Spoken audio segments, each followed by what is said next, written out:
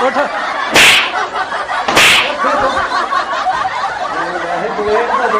पिछों ना देखी एक्टिंग जरा करा जी पिछों ना देखी हड़ कर जा तू किहो जे बंदे आ अस्सलाम वालेकुम वालेकुम सलाम जी बिस्मिल्लाह राजा साहब टाइम है जी टाइम ही टाइम है सरकार क्लीन शेव दे कर जी बिस्मिल्लाह बाबा भाई तशरीफ रखो राह देओ ना राह ही राह है भाई वेख्या जे भाजी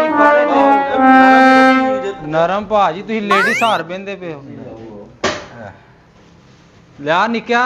तोलिया शोलिया फड़ा मैनू तोलिया फड़ाओ